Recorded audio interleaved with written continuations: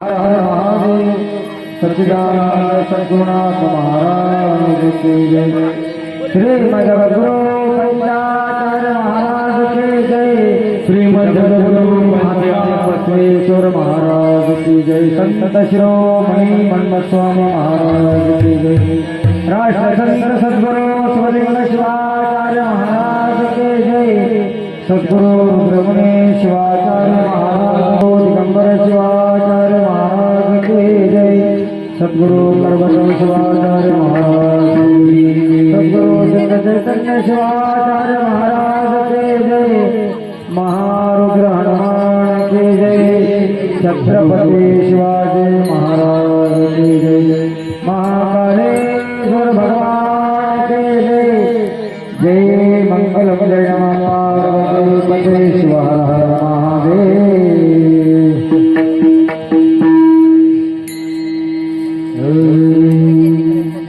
गुरु महाराज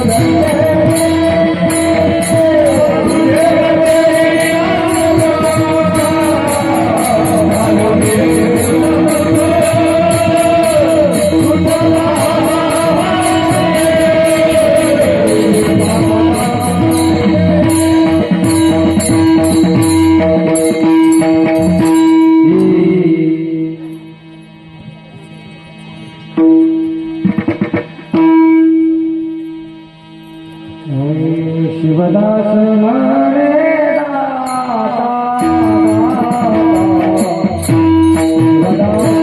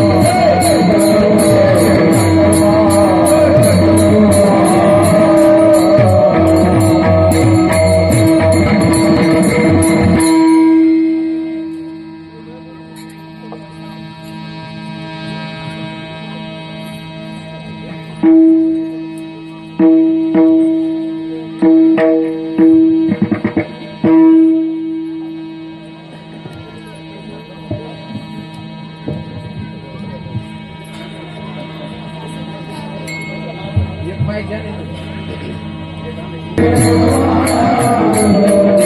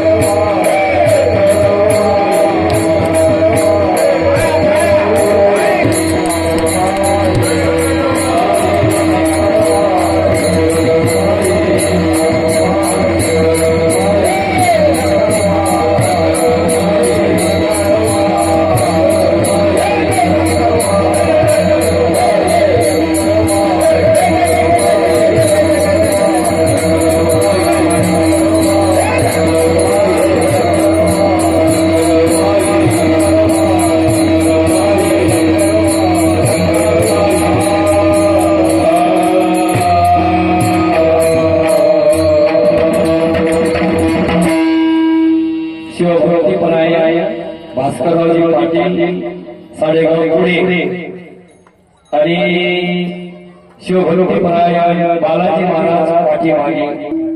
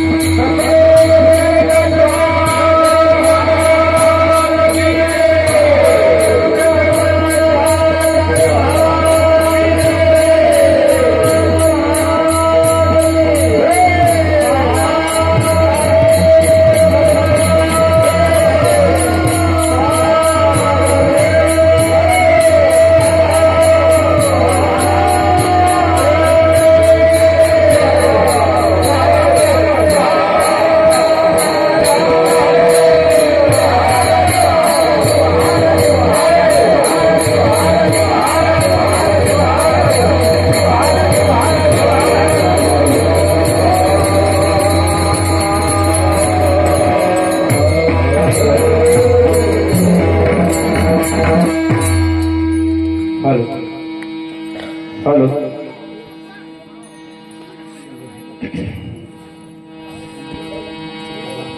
गुरु प्रसादाची थोरी महिमा असे श्रेष्ठ काही प्रसाद घेताची स्वामीचा नाच होय चढरी पूजा नितूपना रे सुख अक्षयी घे प्रसाद घेताची स्वामीचा नाश होय चढरी पूजा सुख ब्रह्मानंदी होय गगनी आनंदनामाय प्रसाद घेताची स्वामीचा नाश होय चढरी पूजा लक्ष्मणा मने घ्यावो जन्म मृत्यू सुखवाहो प्रसाद घेताची स्वामीचा नाश होय चढरी पूजा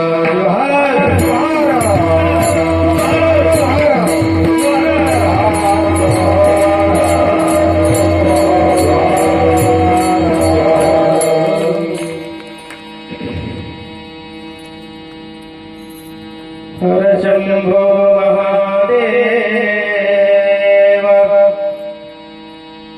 विरूपाक्ष त्रिलोचन दया सिंधू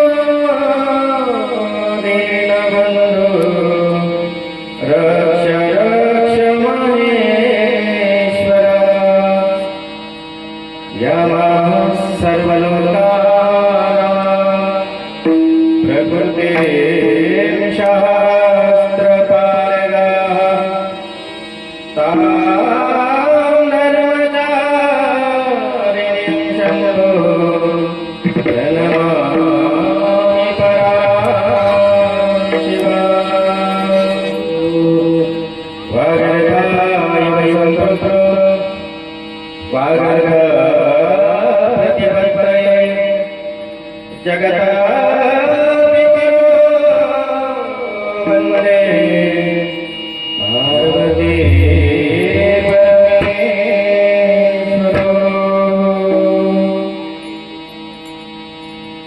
अनंत कोटि कोटि आशुतोष भगवान परशिव परब्रह्माच्या ठिकाणी अनंत प्रणिपात समर्पित करून तुम्हामा सारख्या पामर जीवांना अथांग असणारा संसाररूपी सागर सहजरित्या तरून जाता यावा यासाठी ज्या महान आचार्यांनी शिव उपासनेचा लिंग उपासनेचा मार्ग ज्यांनी निर्माण केला अशा पाचही पंचाचार्यांना प्रथम आपण नमन करू.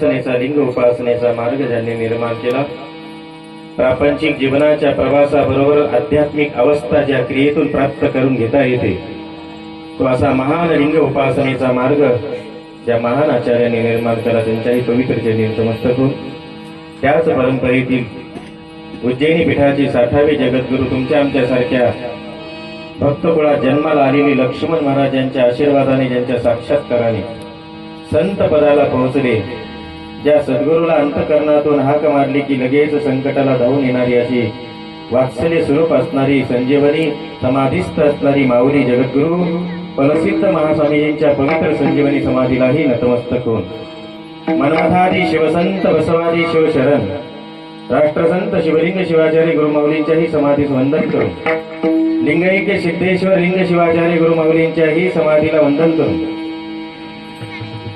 त्याचबरोबर वेदांताचार्य शिवाचार्य रत्न सद्गुरू सिद्धलिंग शिवाचार्य गुरुमाऊली यांनाही या प्रसंगी नमस्कार करून आपल्या सर्वांना उपस्थित असलेली या ठिकाणी आशीर्वाद देण्याकरिता आपल्या सर्वांचे सद्गुरुवर्य सद्गुरू रुद्रमणी शिवाचार्य गुरुमाऊली यांच्याही पवित्र चरणी नमस्कार करून या पंचक्रोशीतील जेवढे आचार्य आहेत, साधू संत आहेत, शिवाचार्य आहेत, या सर्वांच्या पावन आणि पवित्र मंगलमय चरणी नमस्कार करून आज पवित्र अशा या दांडेगाव नगरीमध्ये चालत असलेला आपला हा अखंड शिवनाम सप्ताह वर्ष पहिले, एवढ्या मोठ्या संख्येने इथं असणारे साधक आणि या पवित्र भूमीमध्ये साधू संतांच्या विचारातून, महान सद्गुरूंच्या प्रेरणेतून आणि काही साधकांच्या अथक परिश्रमातून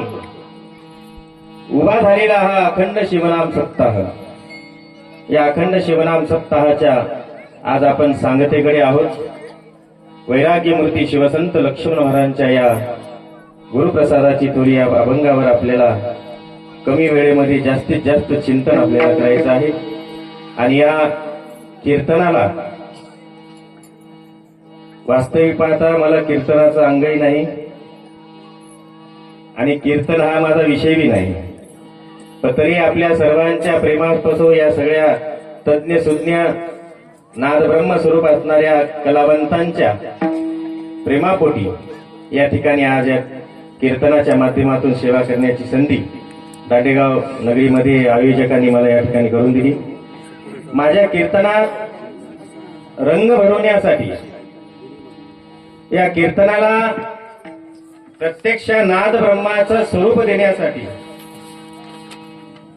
नवे नवे तर मला सांभाळून घेण्यासाठी या ठिकाणी संगीतामध्ये अत्यंत तज्ञ सुज्ञ असणारी मंडळी, त्यापैकी प्रथमतः बालाजी वारकड, अत्यंत गोड मधुर आवाज ज्यांचा आहे, गजाननजी देशमुख,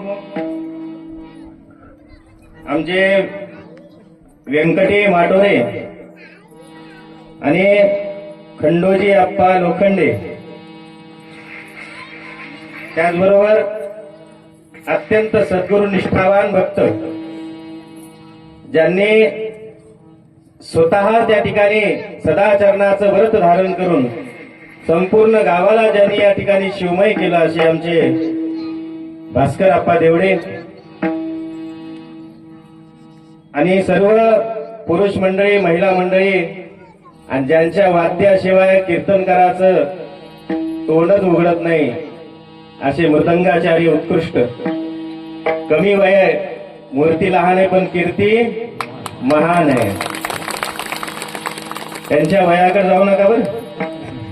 अत्यंत गुणवान आणि प्रत्यक्षात सरस्वतीचं आशीर्वाद यांच्या हातामध्ये आहे. थाप पडल्याबरोबरच कितीही डिप्रेशन मध्ये, ताणतणावामध्ये असू द्या, माणूस शांत होऊन जातो.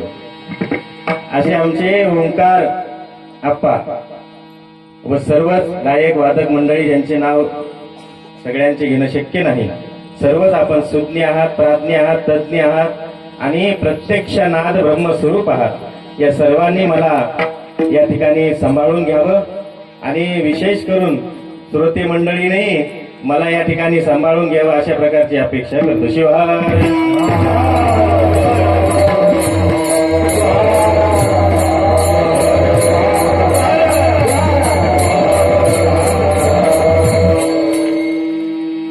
मानवी जीवन जगत असताना माणसाच्या जीवनामध्ये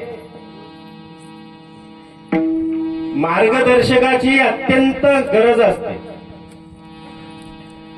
कोणत्याही क्षेत्रामध्ये या ठिकाणी माणसाला जर विकास करायचा असेल तर त्याला योग्य असा सल्लागाराची, दिशा दाखवणाऱ्याची, मार्ग दाखवणाऱ्याची गरज असते.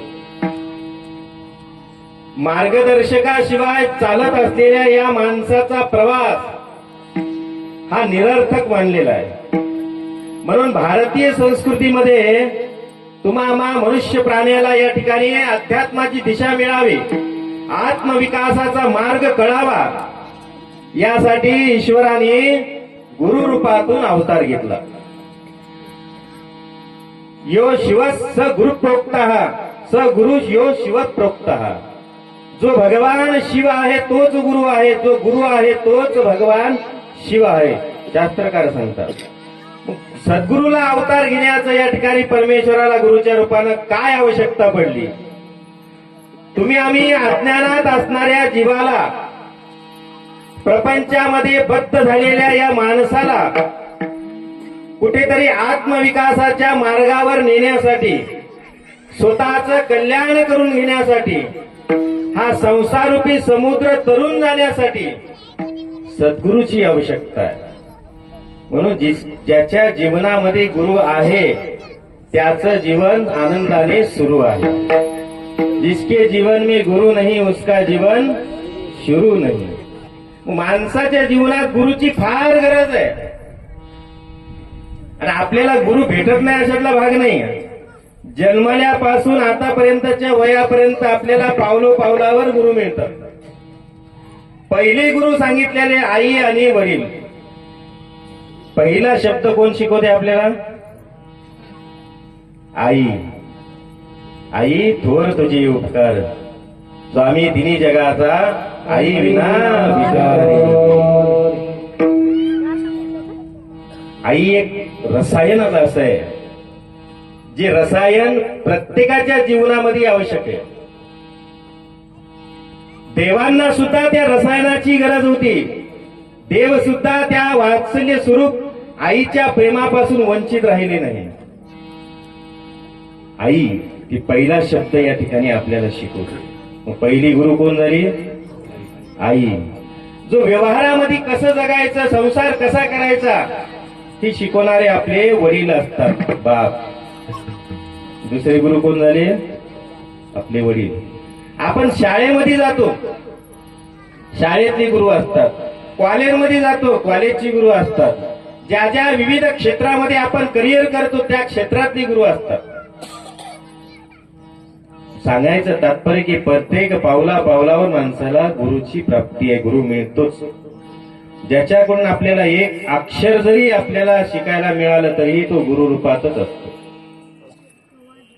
माणसाला या गुरुची अत्यंत गरज आहे, कारण दिशाहीन झालेला जीव आहे, भटकलेला जीव आहे, वासनेमध्ये बरबटलेला जीव आहे आणि या वासनेच्या बरबटलेल्या वातावरणामध्ये संसारच हे खरं आहे असा भ्रम करून जगत राहणारा हा जीव आहे. म्हणून या भ्रमातून काढण्यासाठी आपल्याला दृष्टी देणारे जे असतात ते गुरु असतात. आपल्यावर पडलेला भ्रांतीचा पडदा तो काढून टाकण्यासाठी गुरु असतात.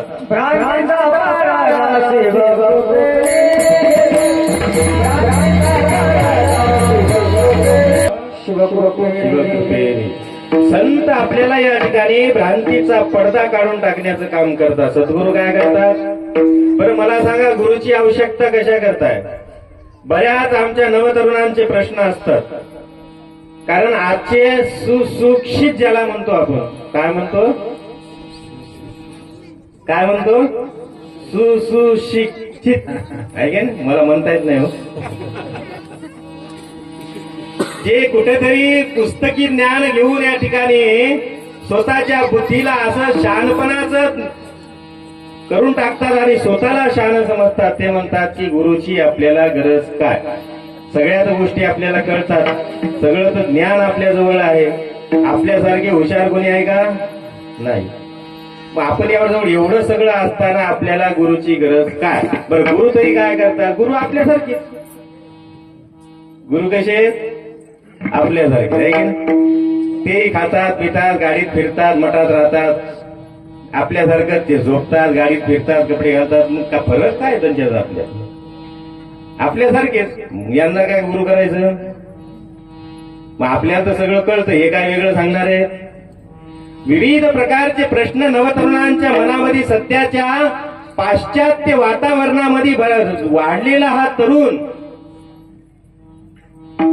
त्याच्या बुद्धीला अशा प्रकारची नकारात्मक दिशा त्या ठिकाणी प्राप्त झाली आणि त्याच्या बुद्धीला प्रश्न पडतात. मग गुरुची गरज काय? गुरु या ठिकाणी आवश्यक आहे की त्या ठिकाणी जेवढे काही आपल्याला आई वडिलापासून तर शालेय गुरुजी पर्यंत जेवढे आपल्याला प्राप्त होतात, नवे नवे तर संसार करण्यापर्यंत, पत्नीच्या रूपापर्यंत जे गुरु रूपातून आपल्याला प्राप्त होतात, ते सगळे आपल्याला संसार रूपी बंधनात अडकवणारे असतात. पण ती गुरु असतो, सद्गुरू असतो, तो आपल्याला या संसार बंधनातूनही हाताला धरून पलीकडे नेतो. आपला आत्मविकास करून देतो.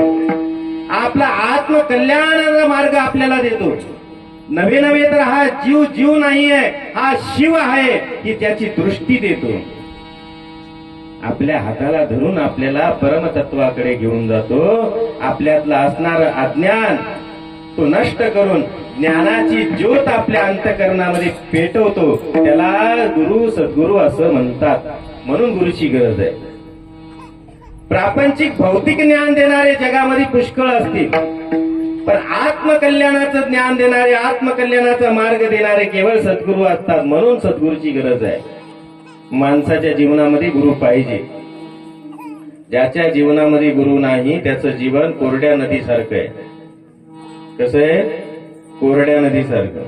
नदी मोठी आहे, नदीचं पात्र मोठं आहे, पण त्याच्यात पाणीच नाही, प्रवाहच नाही. मग नदी असूनही पाण्याविना निरर्थक आहे की नाही? नदी मोठी आहे, पात्र मोठं आहे, म्हणून पाणी नसणाऱ्या नदीत तुम्ही स्नान करायला जाता का? कोरड्या नदीत कोणी स्नान करताय का? जसं नदी असूनही निरर्थक आहे, कशामुळं? पाण्यामुळं. तसंच माणसाच्या येवणीत येऊनही जर आपल्या जीवनात सद्गुरू नसेल, गुरुप्राप्ती नसेल, तर माणसाचं जीवनही निरर्थक आहे. म्हणून जिसके जीवन में गुरु नहीं उसका जीवन शुरू नहीं. सद्गुरूची आवश्यकता आहे. सद्गुरू आपल्याला आपल्या आत्म उद्धाराचा मार्ग देतात. याच जन्मामध्ये आपल्याला परमात्म तत्व प्राप्त करून देण्याचा मार्ग देतात. म्हणून सद्गुरूची गरज आहे. म्हणजे भारतीय संस्कृतीत मुळात ही सद्गुरू परंपरेवरच आधारित आहे. भारतीय संस्कृती कशी आपली? गुरु परंपरेवर आधारित आहे. भिन्न भिन्न धर्म असतील, भिन्न संप्रदाय असतील, भिन्न उपासना मार्ग असतील, पण प्रत्येक धर्म संप्रदाय पंथामध्ये गुरु हेच मुख्य आहे. गुरु शिवाय कोणालाच गत्यंतर नाहीये. उपासनेचे मार्ग भिन्न असतील, शब्दांचे काना मात्र वेलांट्या भिन्न असतील, परंतु त्याच्यातला भाव जर बघितला तर फक्त गुरु आहे. प्रत्येकाला गुरुची गरज आहे. मनुष्य प्राण्याला. ही भारतीय संस्कृती गुरुप्रधान संस्कृती आहे. म्हणून आपल्या या संस्कृतीला, आपल्या या भूमीला, आपल्या देशाला काय म्हणतात? काय म्हणतात माहिती की नाही? विश्वची गुरु भारत. ऐकलं की नाही कधी? आपल्या देशाला काय म्हणतात? विश्वची गुरु भारत. ज्याला आपण माता म्हणून त्याची पूजा करतो. या विश्वामध्ये अनेक देश आहेत. अमेरिकेसारखे, जपान सारखे, थायलंड सारखे अनेक प्रगती केलेले देश आहेत. आर्थिक दृष्टिकोनातून संपन्न असणारे देश आहेत. पण कोण्याच देशाला माता म्हणून म्हणले जात नाही. या विश्वामध्ये एकच देश असा आहे ज्याला माता म्हणून म्हणल्या जातं, ते म्हणजे भारत देश. म्हणून ही पवित्र भूमी आहे आपली. ही गुरु परंपरेवर आधारित भूमी आहे. म्हणून याला विश्वची गुरु भारत असं संबोधले गेलंय. त्या भूमीमध्ये, त्या संस्कृतीमध्ये तुम्ही आम्ही आहोत. आणि तर या संस्कृतीचा वारसा प्रत्येकाच्या कुटुंबामध्ये, प्रत्येकाच्या संप्रदाय उपासना मार्गामध्ये या ठिकाणी शास्त्रकाराने दिलेला आहे गुरु परंपरेचा. आदिनाथ गुरु सकळ शिकणार. या विश्वाला मूळ काय असेल तर या ठिकाणी गुरु तत्व आहे. गुरु म्हणजे व्यक्ती नाहीये, गुरु म्हणजे मठ नाहीये, गुरु म्हणजे आश्रम नाहीये, गुरु म्हणजे दाढी जटा नाही, गुरु म्हणजे भव्य कपडे बी नाही. गुरु तत्व आहे आणि ते तत्व विशाल आहे. गुरु एक आगळं वेगळं तत्व आहे आणि ते प्रत्येकामध्ये रुजलेले बिंबलेले आहे. मग आपण जे तुम्ही आम्ही आहोत आहे गुरु तत्वाचे उपासक आहोत, गुरु तत्वाचे अनुयायी आहोत.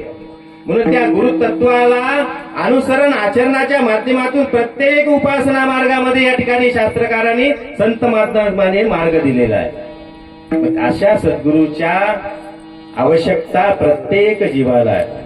जोपर्यंत सद्गुरु प्राप्तीचा ध्यास या जीवाला लागत नाही तोपर्यंत आत्ममुक्तीचा आत्मकल्याणाचा मार्गच मिळत नाही. हाच प्रसंग वैरागी मूर्ती शिवसंत लक्ष्मण महाराजांच्या जीवनात आला. सामान्य भक्त कुळात जन्माला आलेले लक्ष्मण महाराज बाळ वाण्याचा जन्माला पूजा करीत हो बैसला, पाणी घालीतो लिंगासी, अशा प्रकारची अवस्था असणारे लक्ष्मण महाराज लहानपणापासूनच छंद होता शिवभक्तीचा, शिवनामाचा, सद्गुरूच्या भेटीचा. बालपणापासून त्यांचा चालत असलेला छंद वयात आल्याच्या नंतर आई वडिलांनी लग्न लावून दिलं, जबाबदारी टाकून दिली आणि किराणा दुकान टाकून दिलं. संसारात मन रमेना, दुकानात मन लागेना, सातत्यानं ध्यास भगवत चिंतनाचा, शिवनामाचा आणि सद्गुरूच्या भेटीचा. व्यवहारात मन लागणं, संसारात मन लागणं, एकांत घरामध्ये आपला मुलगा जर अस्थिर झालेला आहे, बेचैन झालेला आहे, तर आपण काय म्हणतो, अरे कुठंतरी 2-4 दिवस जाय, फिरून ये. जरासं वातावरण बदललं की जरासं तू चांगलं वाटेल तुला, असं म्हणतो की नाही. तशाच प्रकारची अवस्था लक्ष्मण महाराजांची या ठिकाणी झाली. आई वडिलांनी सांगितलं, जा लक्ष्मणा, तुझं दुकानात मन लागत नाही, संसारात मन लागत नाही, घरात मन गमत नाही, तू एक काम कर, कुठेतरी तीर्थयात्रा करून ये, फिरून ये. लक्ष्मण महाराज प्रवासाला निघाले आणि प्रवासाला निघत असताना आर्थिक बाबीची फार मोठी अडचण त्यांच्या प्रवासात त्यांना जाणवली. मग आता काय करावं, कुठेतरी काम केल्याशिवाय मोबदला मिळत नाही. मग प्रवास करत असताना देऊळगाव राजा ते खामगाव पर्यंत आले. खामगावला एका सावकाराकडे मुनिमकी पत्करली काही दिवस. पण ती मुनिमकी वही खातं लिहिण्याची स्वीकारलेली असतानाही त्याच्यातही मन लागत नव्हतं. मन त्याच्यामध्ये रमत नसताना एक दिवस त्या मालकानं लक्ष्मणाला या ठिकाणी विचारलं, आप्पासाहेब, मी तुम्हाला या ठिकाणी वही खातं लिहिण्यासाठी ठेवलेलं आहे, तुमचं कामातच लक्ष नाहीये, जे काम तुम्हाला दिलेले ते कामच तुमच्याकडून होत नसेल, रात्रंदिवस तुम्ही शिवपूजा, ध्यान, धारणा, पारायण करत राहात, ती कामं कोणी करायची. त्यांना तिथून काढून दिलं. लक्ष्मण महाराजांनी त्यावेळेस वाक्य त्या मालकाला वापरलं, तुमच्या धातूच्या तुकड्याचा जमा खर्च मला करता येत नाही, मला माझ्या आयुष्याचा जमा खर्च करायचा. हा ध्यास मनात घेऊन त्या परिसरामध्ये जगद्गुरु फलसिद्ध महाराजांची आख्यायिका पसरलेली होती. ती आख्यायिका त्यांनी ऐकली आणि साखरखेडा ग्रामस्थ गावाकडे त्यांची वाट पाऊल या ठिकाणी निघाली आणि खामगाववरून साखरखेडेला आले. साखरखेडेला आल्याच्या नंतर त्या ठिकाणी तत्कालीन गंगाधर शिवाचार्य महाराज होते. त्यांनी विचारलं, आपण कुठून आलात? त्यांना सांगण्यात आलं की महाराज, मी मायापुरीतून आलोय आणि उदासपुरीला चाललोय. काय शब्द आहे? तुम्ही आम्हाला विचारला असतं, तुम्ही काय सांगितलं असतं? मी दांडेगावून आलोय आणि आम्हाला ठिकायला चाललोय, है की नाही? संत महात्मे वरून आगड बबड जरी दिसले असते तरीही अलौकिक पदाला पोहोचलेले असतात. वरी जरी दिसे बावळा, अंतरी नाना कळा, अशा प्रकारची अवस्था संतांची असते. त्यावेळेस विचारल्याच्या नंतर गंगाधर शिवाचार्य महाराजांनी ओळखलं की हा साधक काही साधा नाहीये, हा उच्च अवस्थेला पोहोचलेला आहे. सांगितलं, आप्पाजी, कुठेही उदास होऊ नका, योग्य ठिकाणी तुम्ही आलात. जगद्गुरु फलसिद्धांचं जागृत आणि संजीवनी समाधी आहे, त्याच्या चरणाजवळ तुम्ही आलात. उदास होण्याची आवश्यकताच नाही. तुम्ही तुमची तहान जी लागलेली तुम्हाला ती या ठिकाणी परिपूर्ण होईल.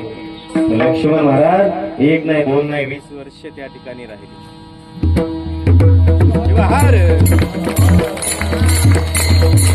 टाळ्या वाजवा, टाळ्या वाजवा.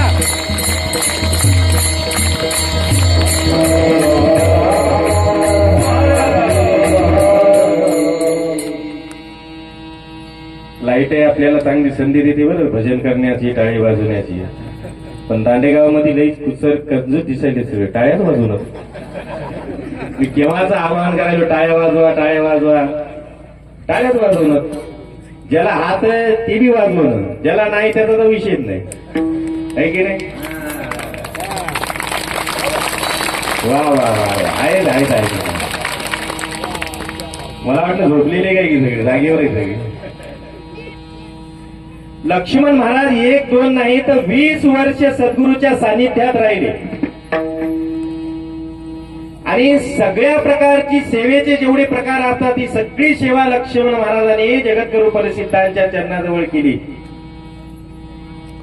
तेव्हा त्याला 20 वर्ष झाल्याच्या नंतर त्यांची साधना, त्यांची उपासना, त्यांची भक्ती फळाला आली आणि 20 वर्षाच्या नंतर असाच सूर्योदय त्यांच्या जीवनामध्ये पहाट उजाडली. ज्या प्रकारे 1000 वर्षांची संजीवनी समाधीस्थ असणारी जगद्गुरु प्रसिद्ध माऊली, 1000 वर्षाचा असणारं पळसाचं वृक्ष झाड त्या झाडातून प्रगट झाली. ही काही कथा नाही, कहाणी नाहीये. स्वतः वैरागी मूर्ती लक्ष्मण महाराजांनी त्यांच्या स्वहस्ताने अक्षरात लिहून ठेवलेला प्रसंग आहे की माझ्यावर सद्गुरूचा आशीर्वाद कसा झाला. साक्षात प्रगट झाले. ज्याप्रमाणे तुम्ही बसलात, मी उभा आहे, मी सांगतोय, तुम्ही ऐकताय, अशा प्रकारचा साक्षात्कार झाला आणि तिथून त्यांना काव्य स्फूर्ती मिळाली.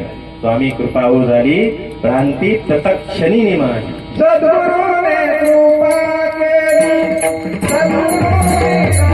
तपश्चर्या फळाला आली आणि साक्षात 1000 वर्षाच्या संजीवनी समाधीस्थ असणारी जागृत माऊली प्रगट झाली.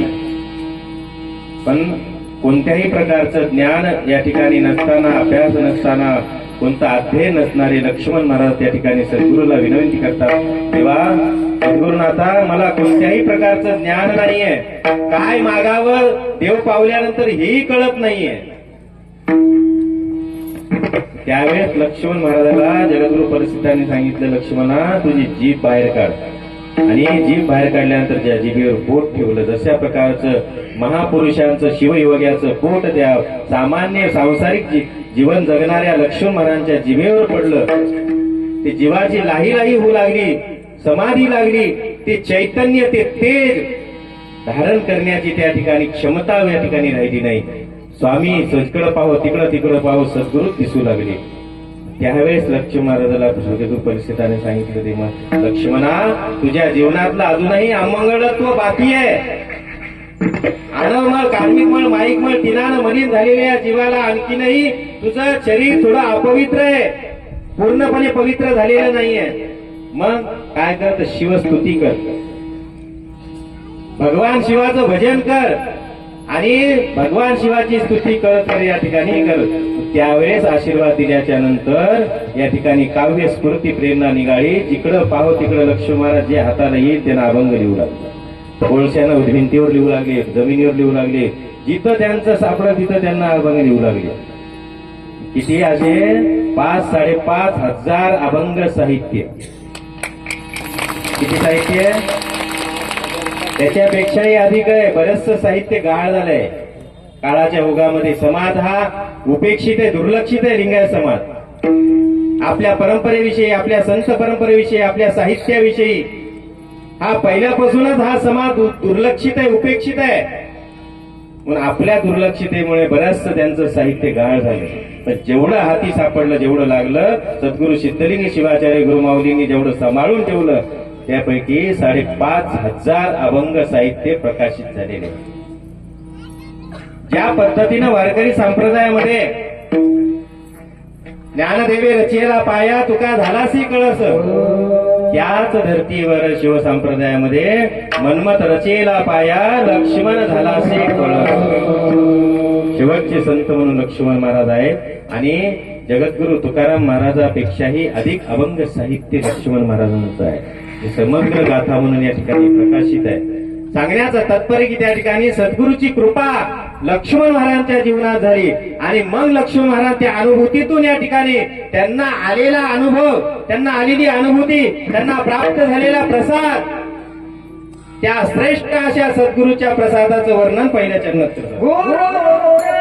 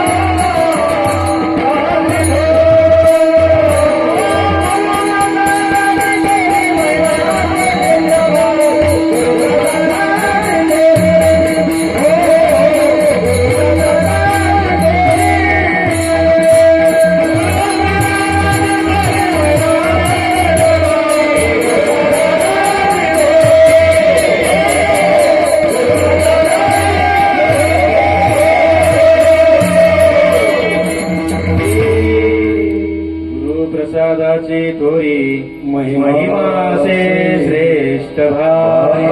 लक्ष्मण महाराजांच्या जीवनात ज्यांना प्राप्त झालेला सद्गुरूचा प्रसाद, प्रसाद फार महत्वाचा आहे. प्रसाद काय करतो तर प्रसाद माणसाचं दुःख नष्ट करतो.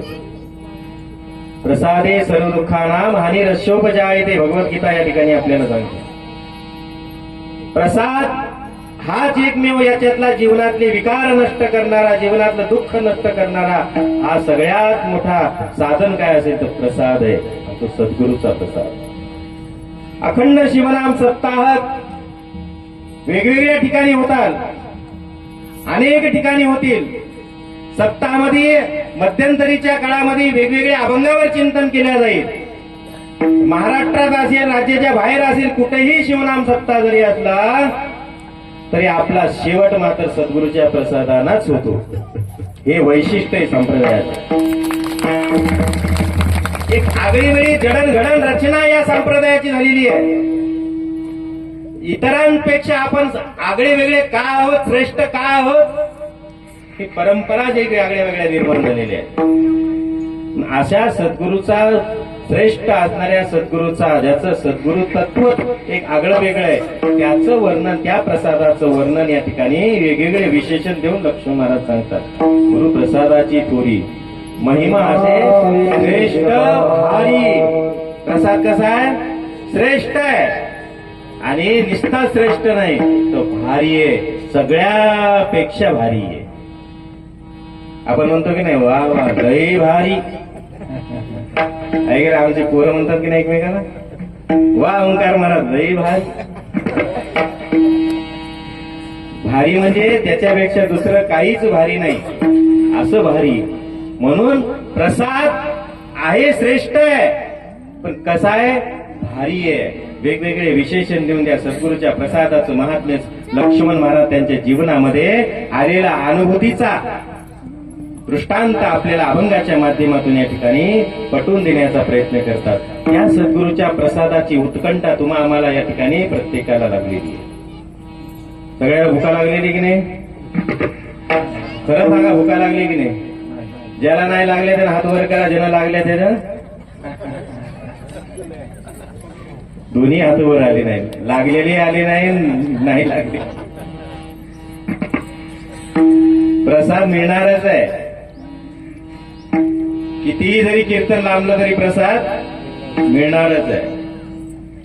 अन्नदानम परम दानम विद्यादानम आता परम अन्नेन क्षणिका तृप्ती यावत जिवंती विद्या. आज योगायोगानं आपल्याला या 7 दिवसाच्या कालावधीमध्ये दोन्हीही प्रसादाची उपलब्धी झालेली आहे. दोन्ही प्रसाद श्रेष्ठ, दोन्ही दान श्रेष्ठ सांगितलेलं आहे. कोणतं? अन्नदानही आणि ज्ञानदानही.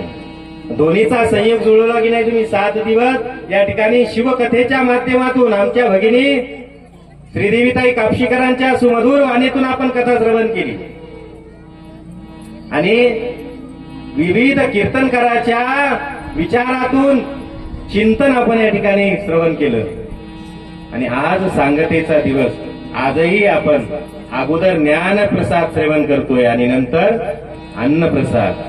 दोन्हीची उपलब्धी एक नाही, दोन्ही श्रेष्ठ सांगितलेले अध्यात्म मार्गावर आणि दोन्हीची उपलब्धी दांडेगाव नगरीमध्ये आयोजकांनी घडून आणली. या संप्रदायाची जडणघडणच आगळी वेगळी आहे आणि हा संप्रदाय गुरु परंपरेवर आधारित आहे, हा गुरु संस्कृतीवर आधारित आहे.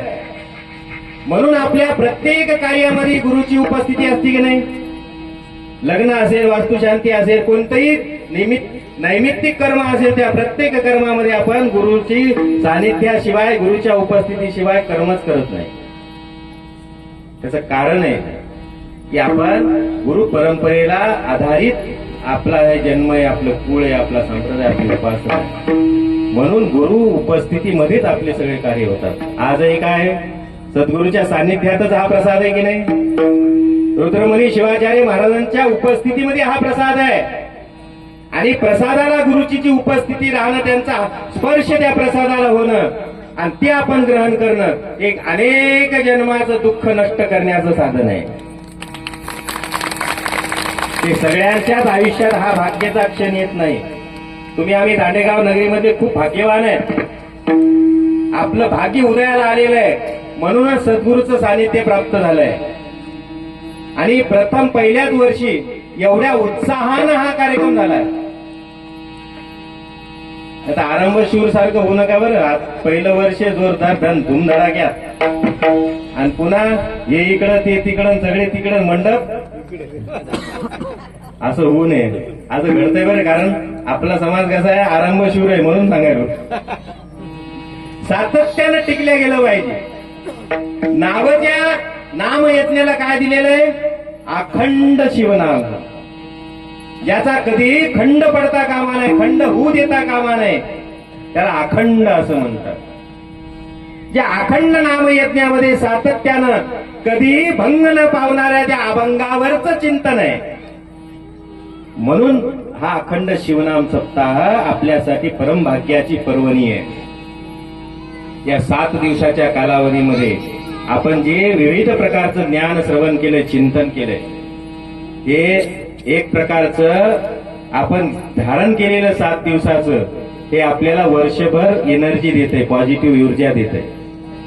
आपली जी चैतन्य वर्षभर ते टिकून ठेवते. म्हणून कधी पशुला ज्यावेळेस आपण चारा टाकतो, पशु चारा खातात. चारा खात असताना इतक्या पट स्पीडनं खातात आणि सगळं चारा संपून खाणं झाल्याच्या नंतर म्हैस असेल, गाय असेल, काय करते? मग शांततेनं त्याचं रवण करते की नाही. तसं असं तुम्ही आम्ही तसंच करायला पाहिजे. ज्ञानाचं रवण हा 7 दिवसात मिळालेलं विविध विचारवंतांच्या मुखातून ज्ञान हे वर्षभर त्याचं रवण करायचंय. का करायचंय? तर आपल्यातली दुर्बुद्धी निघून गेली पाहिजे. का करायचंय? आपल्यातला वाईटपणा निघून गेला पाहिजे. का करायचंय? विनाकारण आपल्या तोंडातून निघणारी निंदा ही बंद झाली पाहिजे. कशा करता करायचंय? विनाकारण कोणाचे याचे त्याचे घराने आपण करतो ते बंद झाली पाहिजे. त्याच्यासाठी रवण करायचंय. वर्षभर केलेल्या या रवणाचं चिंतन म्हणतं आपल्याला एक आगळी वेगळी पॉझिटिव्ह एनर्जी आपल्या हृदयामध्ये निर्माण करतं आणि नकारात्मकता नष्ट करून सकारात्मक पॉझिटिव्ह विचारधारा प्रवाहित करते. म्हणून वर्षभर जरी आपण या गोष्टीचं पालन केलं तर मला वाटते की वर्षभरात तरी आपण कुठेही आपल्यावर ताणतणाव येणार नाही, डिप्रेशन येणार नाही, टेन्शन येणार नाही, सगळे अटेन्शन राहतील, आहे की नाही. म्हणून ज्ञान जे असतं की नाही, ज्ञान त्या ठिकाणी पशिवत श्रवण करून त्याचं रवण करावं लागतं, मंथन करावं लागतं, चिंतन करावं लागतं. आणि आज सद्गुरूचा प्रसादाचं महात्म्य आहे. सद्गुरूचा प्रसाद, त्या सद्गुरूचं श्रेष्ठत्व लक्ष्मण महाराज विविध विशेषण या ठिकाणी लावून या ठिकाणी वर्णन करतात. आणि तो प्रसाद घेतल्यानंतर काय होतं दुसऱ्याच्या प्रसाद घेताची स्वामीचा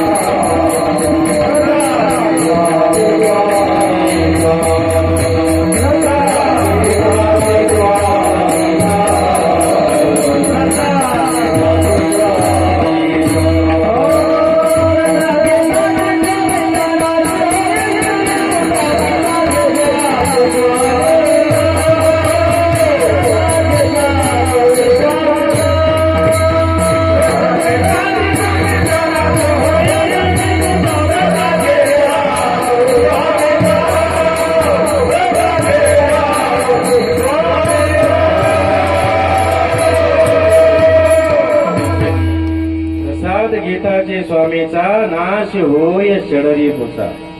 हा प्रसाद एवढा परिणामकारक आहे, हा प्रसाद एवढा आपल्या मानवी जीवनाला फायद्याचा आहे.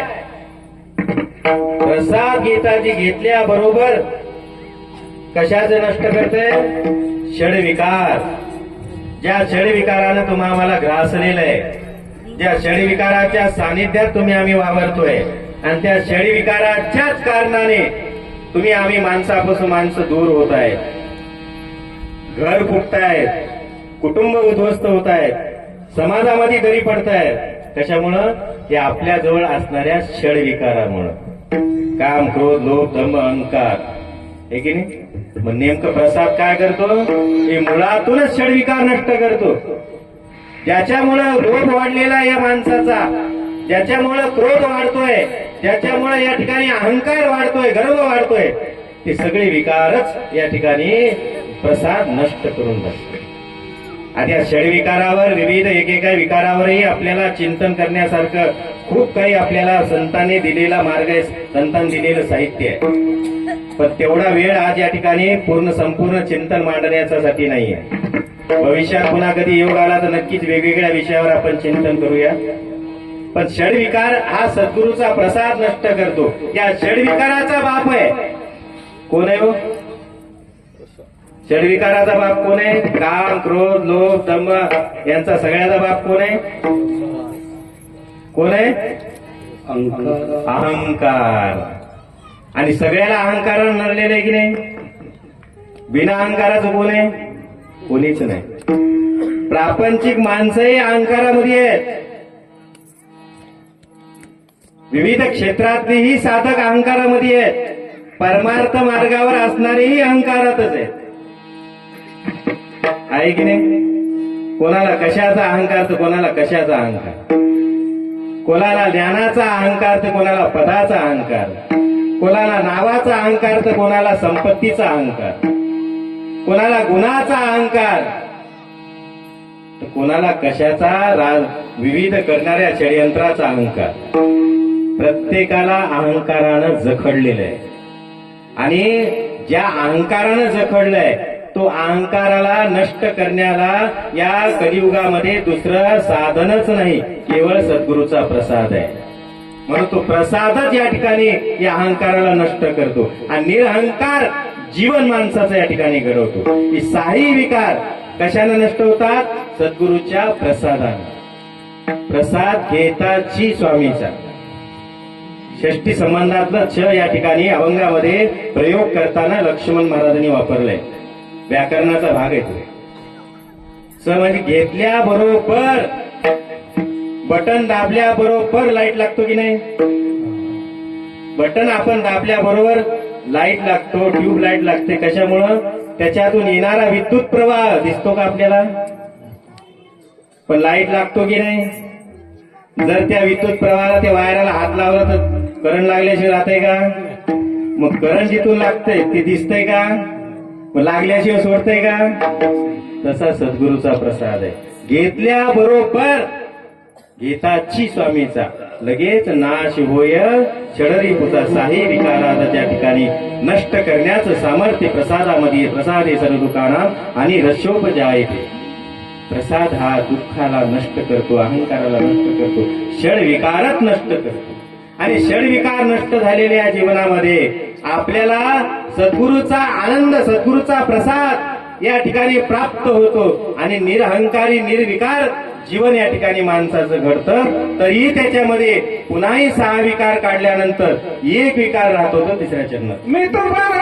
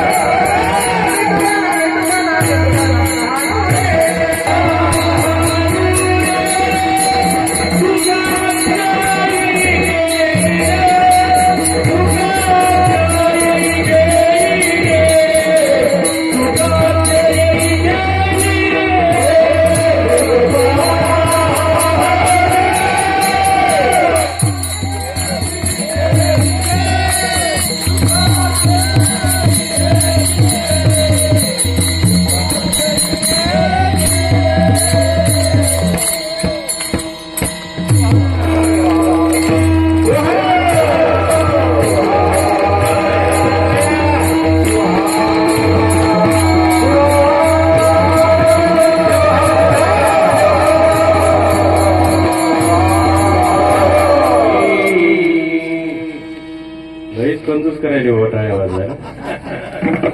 मला वाटलं इकडे केळीचे झाड आहे, चिकूचे झाडच नाही काही, झळे चिकूचे. टाळ्या नाही वाजवल्या इतर शिवानुभव मंडपामध्ये परमेश्वराच्या भजनात कीर्तनात जर आपल्या दोन्ही हाताची टाळी नाही वाजली तर कुठं टाळ्या वाजवा लागतात मी या अभंगावर आपल्या चरणावर चिंतन करून पुढे तुम्हाला सांगतो. आणि या जन्मात येऊन या मंडपात बसून जर मुखानं नाव घेतलं नाही तर त्याचाही परिणाम काय होतो तेही सांगतो. या ठिकाणी प्रसाद मितूपणा हानू रे सुख अक्षयी घे रे. क्षण विकार नष्ट झाला, निरहंकारी मन झालं, निर्विकारी मन झालं, तरीही माणसाच्या जवळ एक विकार राहिला, ते म्हणजे मी. या मीनं एवढं जखडलंय, इतकं पछाडलंय, एवढा मी वाढलेला आहे माणसाचा, एवढा मी वाढलेला आहे प्रचंड प्रमाणात. मी असा, मी तसा, मी अमुक, मी ढमुक, मी अध्यक्ष, मी उपाध्यक्ष, मी पदाधिकारी, मी सरपंच, मी आमदार, मी खासदार, मी उद्योगपती, मी शेतीवाडीवाला, मी मालकन चालकन, काय काय प्रकारचा मी जखडून बसलेला आहे की नाही.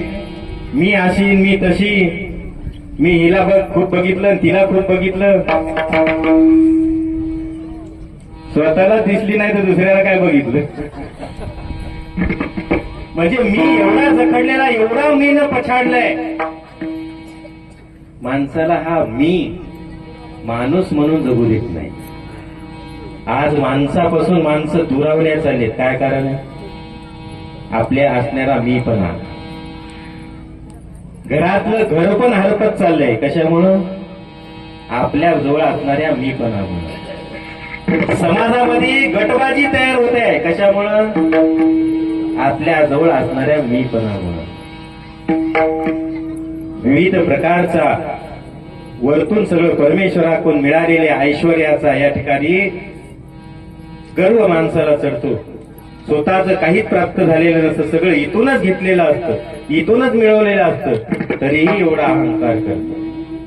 एवढा मी ना गर्वा माणसामध्ये फुगलेला आहे. मी अमुक, मी ढमुक, मी तसा, मी असा, मी घर बांधलं, मी शेती घेतली, मी गाडी घेतली, मी याला चालवतो, मी त्याला चालवतो, मी यांना जगवतो, मी त्यांना जगवतो, माझ्यामुळंच तर सगळे आहेत. मी नसलो तर कसं होईल यांचं, काही होत नाही गेलं ते. खरंय का खोटे? संसाराचा नियम आहे, संसरती इति संसारा. हा संसार कधीच थांबत नाही, हा कधीच बंद होत नाही, हा होत राहतो, होत राहतो, होत राहणं त्याला संसार म्हणतात. ते कोणासाठी थांबत नाही, कोणा वाचून रुकत नाही. आपल्याला आलेले अनुभव आहेत. आपले पूर्वज या ठिकाणी होते, आपल्याही कुळातील होते, तेही आले, संसार केला, निघून गेले, काही राहिलं? कालांतराने माणसाचं नावही राहत नाही. राहते का? बरं नाव कुठपर्यंत आहे सांगा मला. आपण असेपर्यंतच की नाही? आपण गेलोय की काय म्हणताय, फोनवर काय सांगतात, बॉडी कधी येणार आहे, अमुक अमुक आप्पा कधी येणार आहेत असं म्हणतात का? बॉडी कधी येणार आहे? बॉडी आणली का? म्हणजे माणूस डोळे झाकले, संपला की नाव सुद्धा शिल्लक राहत नाही. त्याच्या नावाला तरी हाका मारतात का? एवढं सगळं असतं. बरं जाऊ दे, मला सांगा, पहिली आंघोळ आपल्याला कोण घालते? आपण आपल्या हाताने करतो का पहिली आंघोळ? जन्मल्याबरोबरची पहिली आंघोळ असते आपल्या हाताने होते का सांगा मला? कोण घालतंय आपल्याला? दुसरेच घालतात की नाही? बरं गेल्यानंतर आपल्याला आंघोळ घालतात, कोण घालते? आपण करतो का स्वतः? काऊन करत नाही? हात नाही का, पाय नाही का, काय नाही? सगळं आहे, पण त्याच्यामधलं जे आहे तेच नाहीये. ड्रायव्हर ज्याला म्हणतो आहे की नाही, तो उतरून गेलेला आहे. म्हणून मला सांगा, पहिली आंघोळही आपण हाताने करत नाही, शेवटची आंघोळही आपल्या हाताने आपल्याला करता येत नाही. तांब्याभर पाणी असं घोटकून घेता येत नाही. घेता येते का? मग तरी एवढा अहंकार कशासाठी? विनाकारण की नाही? आणि त्या शुल्लक अहंकारासाठी, त्या गर्वापोटी माणूस एवढा होऊन जातो, स्वतःपासून अहंकारित राहून माणसापासून दुरावल्या जातो. म्हणून सगळ्यात मोठा विकार या ठिकाणी मीपणाचा आहे. मी घर बांधलं म्हणतो, मी शेती घेतली, मी गाडी घेतली, मी बंगला घेतला. कशाचं घर, कशाचं काय? जिनका चुन चुन कल महल बनाया, लोग कहे घर मेरा है, घर मेरा है. अरे ना घर तेरा ना घर मेरा, ये चिडिया रहीन बसेला आहे. कशाचं घर आपलं? पावसाळ्यात चिमण्याही येतात, इकून तिकून झाडावर येतात, आपल्या पिल्ल्याचं संरक्षण करण्यासाठी, स्वतःला पाण्यापासून वाचवण्यासाठी खोपा तयार करतात की नाही? इतका सुंदर खोपा असतो, आपला इंजिनियरही फिका पडतो तिथं. इतकं सुंदर खोपा करतात की नाही? आणि ऋतू बदलला, वेळ काळ संपला की ते खोपा तिथं जाग्यावरच सोडून उडून जातात.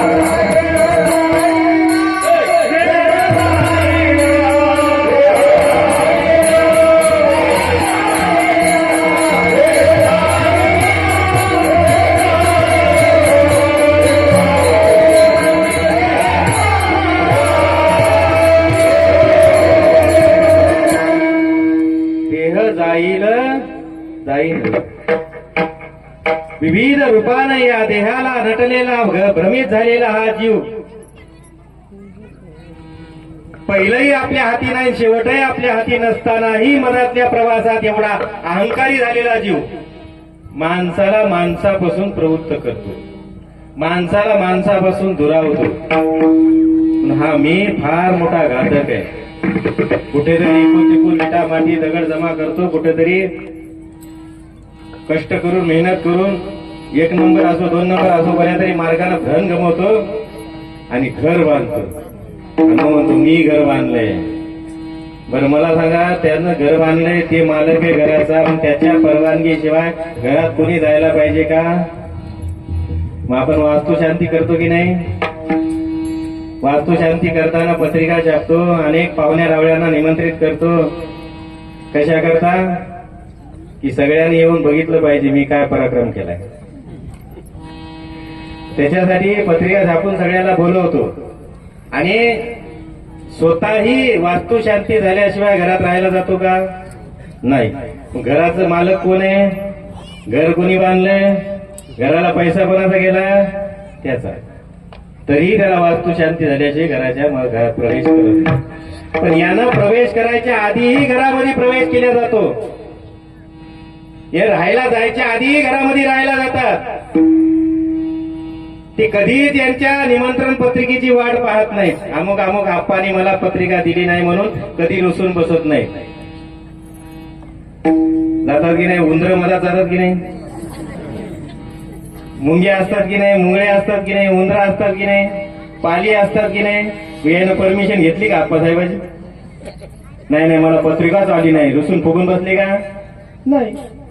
यानं मालक स्वतः असतानाही हा घरात जाण्याच्या आधीच याची परमिशनची वाटही बघितली. मग घर आपलं आहे का? बरं घर आपलं आहे तर घरातच याचा शेवट व्हायला पाहिजे की नाही? तसं घडतंय का? घर आपलं आहे ना, घराचा मालक आहे ना, मग जाताना घर घेऊन जाता येईल? जातो का घेऊन? नाही. सगळं फुकट आहे या ठिकाणी. मिळालेलं परमेश्वराच्या ऐश्वर्यानं माणूस गर्वाने फुंकतो आणि मीपणा इतका त्या ठिकाणी वाढलेला असतो. संत सांगतात, परमार्थ मार्गावर जर आपल्याला आत्मविकास आत्मकल्याण करून घ्यायचं असेल, हे मिळालेलं नरदेह जर आपल्याला जीवन प्रवास समजून घ्यायचा असेल तर याच्यातला मी हा बाजूला करावा लागतो. आणि ज्याचा मी निघाला त्याच्या जीवनात आनंदच आनंद आहे.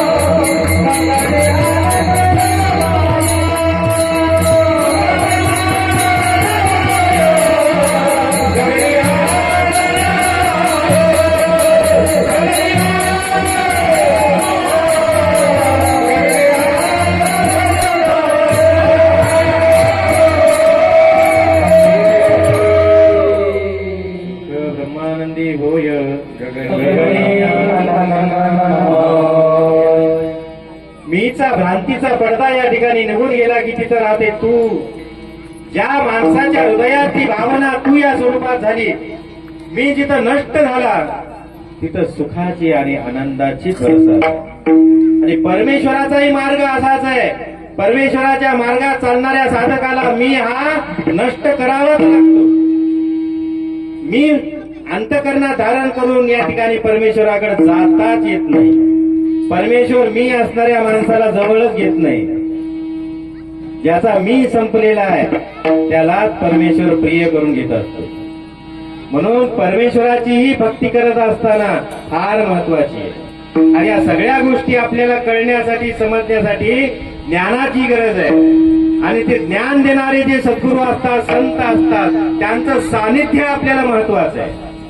जीवनामध्ये प्रत्येक क्षणाला, प्रत्येक वेळेला हा माणसाच्या जीवनी जगणारा जीव या ठिकाणी सातत्यानं जर संत संगतीमध्ये, सत्संगामध्ये जर राहिला तर माणसाच्या जीवनामध्ये दुःख नावाचा विषयच येत नाही. सातत्याने या नरदेहाला सत्संगाची जोड बसली पाहिजे. म्हणून नवविधा भक्ती सांगत असताना पहिला टप्पा श्रवण भक्तीचा सांगितलेला आहे. श्रवण ही भक्ती फार महत्वाची.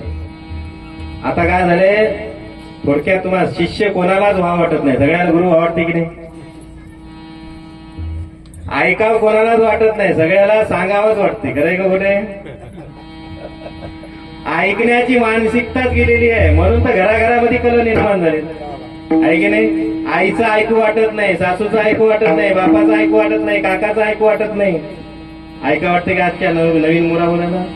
आईनं काही सांगितलंय मुलीला तर राग येतो, बापानं काही बोललाही तरी मुलाला तर राग येतो. खरंय का खोटे? खरंय का खोटे? असं घडायला की नाही सांगा?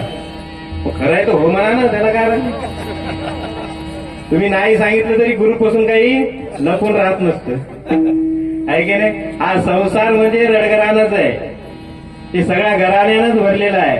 आणि संसार हा दुःखानंच भरलेला आहे. संसाराचं सारच आहे काय? दुःख. काहीही करा, संसारात तुम्हाला दुःखाशिवाय दुसरं काहीच मिळणार नाही. का? तर संसार हा दुःख रूप आहे आणि परमात्मा परमार्थ हा सुख रूप आहे.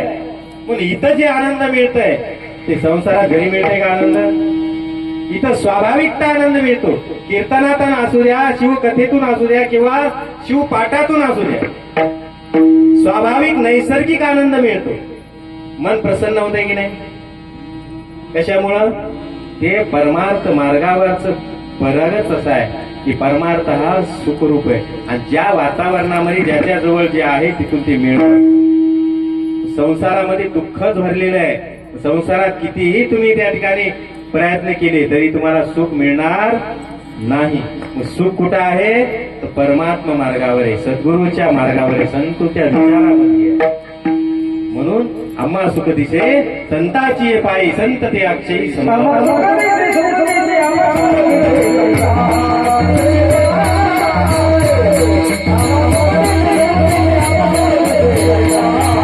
पायी, संत ते अक्षयी समाधान. बरं मला खरं सांगा, तुम्हाला भूक कशाची लागलेली आहे?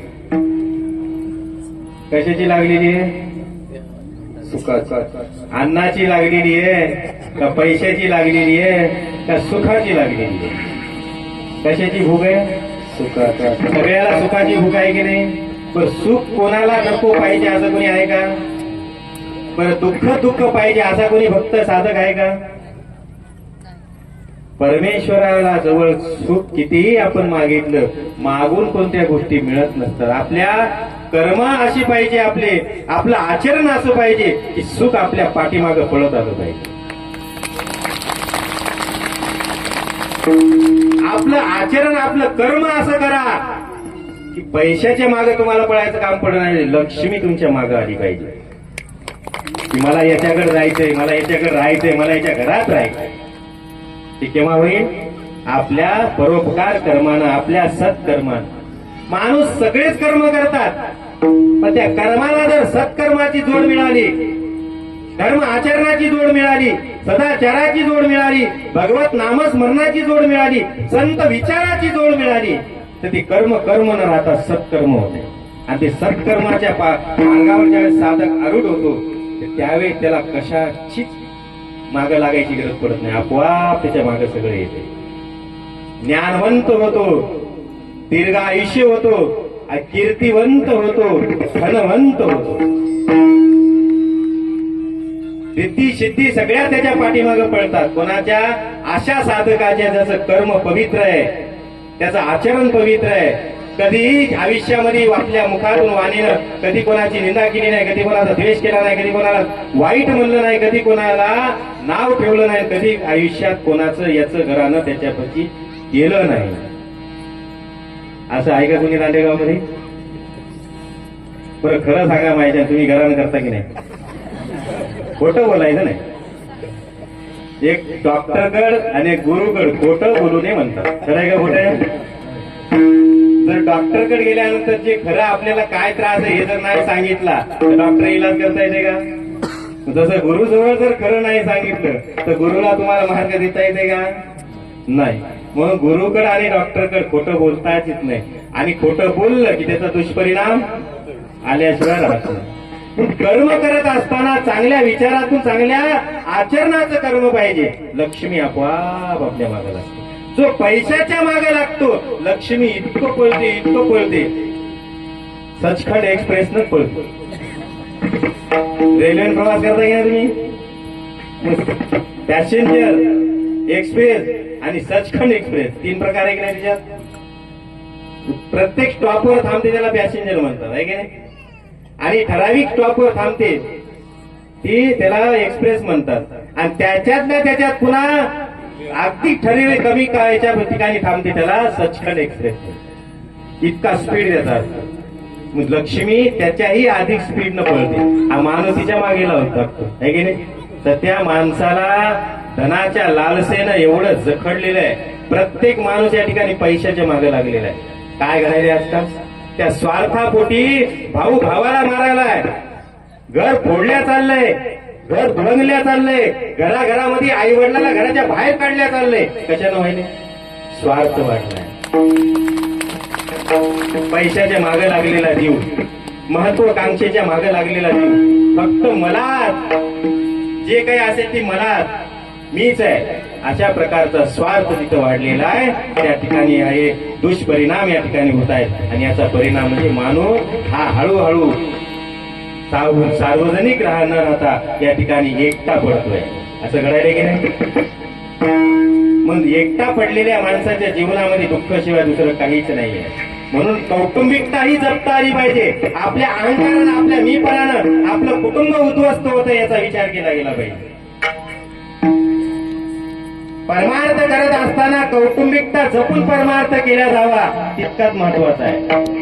जर आपलं घरच घरात जागेवर नाहीये, घरातलं वातावरण बरोबर नाही, किती परमार्थ केला तरी निरर्थक आहे. म्हणून संत आपल्याला सांगतात आचरण चांगलं करा, चांगले कर्म करा, चांगलं बोला, चांगलं वागा, चांगलं राहा. कशासाठी? आपल्या वाणीनं, हातानं, पायानं जर कदाचित दुष्परिणाम, दुष्ट कर्म जर आपल्याकडून घडले, वाईट जरी कर्म घडले त्याचा परिणाम आहे. आणि कलियुग आहे. पहिलं तरी कसं होतं? या जन्मात करा आणि कधी फेडा पुढच्या जन्मात. ते कोणता जन्म भेटते आपल्याला माहित होता का? मग आता ते परमेश्वरानं ती व्यवस्था बंद करून टाकली. आता काय केलंय? कलियुग आहे. देव म्हणला तितका वेळ माझ्याकडे आता ते काम करायला नाहीये. मग आता काय कर? तू इथंच कर आणि इथंच. आपण जशा प्रकारचं करू तशाच प्रकारचं 10 पटीनं परत आपल्याकडे येते. खरंय गोडे? मला सांगा, हातातला चेंडू जितका आपण ताकदीनं वर फेकू तितक्या जोरात तो कुठे येतो? आधी आपल्याकडे येतो की नाही? तशाच प्रकारचे आपण समोरच्याला जशा प्रकारचं वागतोय, जशा प्रकारचं बोलतोय, जशा प्रकारचं करतोय तशा प्रकारचं आपल्याही वाटेला भोगायला याच आयुष्यात येते. म्हणून अशा प्रकर्म करू नका. लक्ष्मीच्या धनाच्या मागे लागलेला जीव इतका धनवनाच्या याच्यामध्ये लालसेमध्ये अडकलेला आहे. त्याला माणसं कळणं, नाते कळणं, आई वडील कळणं, देव कळणं, धर्म कळणं, काहीच कळणं, इतका जखडलेला आहे. आणि गुरु गिरू सद्गुरु तर हे लांबच आहे, आमच्यापर्यंत येतही नाही, लांब लांबूनच आहे. खरं की नाही? कुठे? मग अशा याच्यात राहिलेल्या सत्य अवस्था कशी झाली माणसाची? पैसा मेरा परमेश्वर, पत्नी मेरी गुरु. काय? पैसा मेरा परमेश्वर, पत्नी मेरी गुरु, बाल बच्चे साधू संता, प्रणाम किसको करू. अशी अवस्था झालेली आहे माणसाची, बरोबर आहे की नाही. आणि आम्ही गुरु नंतर आहेत, आमच्या गुरुचा तेवढा परिणाम पडत नाही, पण आमच्यापेक्षाही भारी गुरु आहेत, आहे की नाही, घरामध्ये असतात. खरं आहे की नाही. याची प्रचिती आम्हाला काही सामाजिक उपक्रम हाती घेतल्याच्या नंतर, वर्गणीला गेल्यानंतर आला. मग आम्हाला कळालं, अरे आपल्यापेक्षाही भारी गुरु घरात आहे.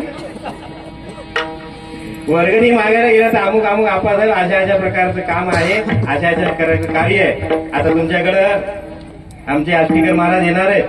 वैराग्यमूर्ती शिवसंत लक्ष्मण महाराजांचं दिव्य भव्य असं अक्षरसृष्टी निर्माण करण्याचं गाथा मंदिर त्या ठिकाणी संकल्प घेतलेला आहे.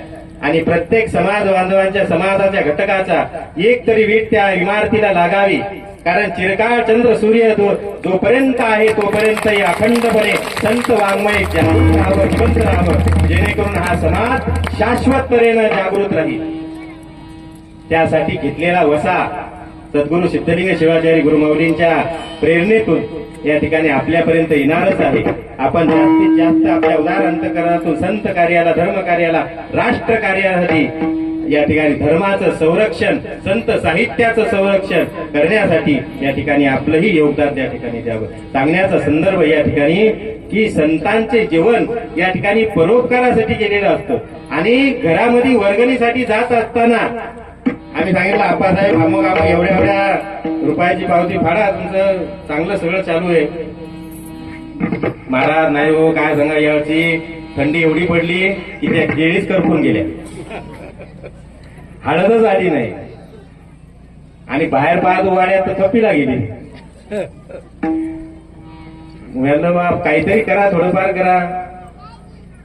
नाही महाराज इतके होत नाही, पण थोडे करतो. तुम्ही आलात वापस कसा करा, गुरुला वापस करता येत नाही.